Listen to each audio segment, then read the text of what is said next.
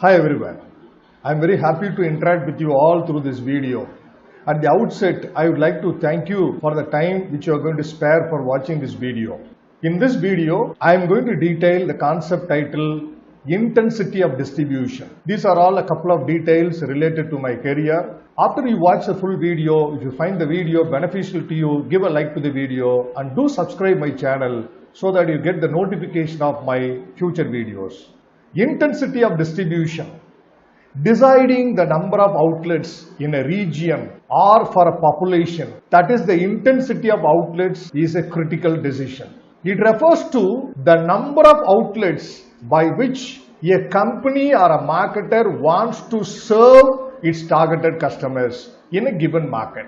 And that is what the idea behind intensity of distribution. If the number of outlets are more than required, the cost of serving the customer goes up. If the number of outlets are less than required, the customers will face difficulty in accessing the outlets and they may buy an alternate brand or product or forego purchase altogether. So this is also possible. It is the wise decision on the part of the marketer to decide about the number of outlets through which the market offering should be distributed so that the customers find it convenient to buy the products which they want to buy, and also the cost of serving every customer could be kept as low as possible.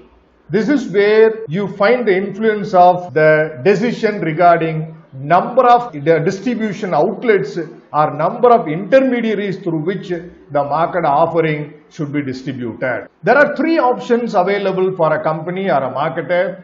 They are intensive distribution, selective distribution, and exclusive distribution. Let's get into the details of the three options. Number one, intensive distribution. This type of distribution provides vast coverage of the market as it uses all the available outlets to the extent possible. It refers to stocking the product in as many outlets as possible. I would firmly say that this particular option of distribution is more appropriate for distributing fast-moving consumer goods. For mass market products like food products and confectioneries, sales represent the number of outlets penetrated by the company. This may be because customers have a selected range of acceptable brands from which they choose the brand they want to buy. If a particular brand of the customer's choice is not available, then an alternative brand is purchased. The convenience aspect of purchase is supreme for the customer with regard to the purchase of FMCGs. Some of such purchases are also unplanned and impulsive in nature. They are purchased because the products happen to be in sight of the customers who visit the retail counters. If the product or a brand is not spotted by the customer, the sale of the product is lost. Wider availability and display of such products across many outlets makes them popular and increases the sale of the product in every outlet. Also, most of these purchases happen in grocery stores, supermarkets, hypermarkets, for which the customers show a high amount of loyalty. Here I would like to have a special mention that many of the customers have greater loyalty towards the retail outlets from which they continue to buy their routine requirements. Sometimes we find the loyalty of the consumers towards the store, towards the retail counter is much higher than the loyalty or the preference they have for the brands they would like to buy. Though a particular brand of a product what a customer wants to buy is available in all retail counters in a locality, the customer wants to buy it from his favorite retail counter, and that is what the point we need to understand with regard to the distribution of FMCGs. Number two, selective distribution. It refers to the practice of using more than one but fewer than all of the intermediaries who are willing to carry the company's products. So Using this option of distribution, the marketer doesn't depend on only one. But at the same time, he doesn't depend on all the counters also. If a marketer depends upon the maximum number of outlets for distributing his product, it is intensive distribution. Whereas, if he depends upon a few, not just one, not just all, a few selected outlets for distributing his marketing offer, he has opted for selective distribution. For products like electronic goods and home appliances, in general, I would say for shopping products, manufacturers use the minimum outlets in a geographical area. Best outlets are selected and a close working relationship is built with these outlets. The sales staff in such stores have to be trained and motivated properly by the manufacturers and marketers of the brands.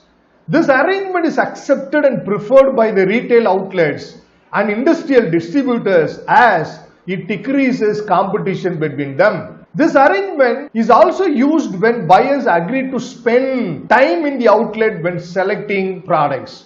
It is not possible to make all its products available in the given outlets because customers expect a maximum amount of assistance in making the purchase. The customers who visit such stores to buy the shopping products require a greater amount of support and assistance from the sales personnel in such retail counters. The customers may expect the product to be delivered and installed at their homes. They may also expect the retailer to arrange for loans, credit facilities, and so on.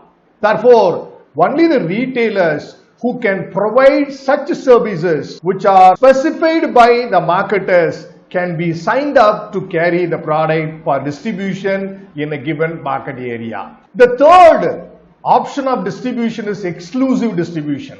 It refers to the practice of giving a limited number of dealers, might be even only one in a geographical area, the exclusive right to distribute the company's products in their territories. Not just only one product of the company, could be the entire products offered by the company be distributed through the specified only one outlet in the geographical area. In a geographical area, only one wholesaler or a retailer or an industrial distributor is used, for example, auto dealers. But I would firmly say that this exclusive distribution is 100% suitable for marketing the products of status symbol, the sophisticated products, the luxurious products, and specifically the products which are meant for owning status. The presence of only one distributor or wholesaler or retailer decreases the bargaining power to negotiate prices for the same model between the dealers. Making a purchase from a dealer in a far-off location is inconvenient for the customer in case after-sale service or repairing services are required.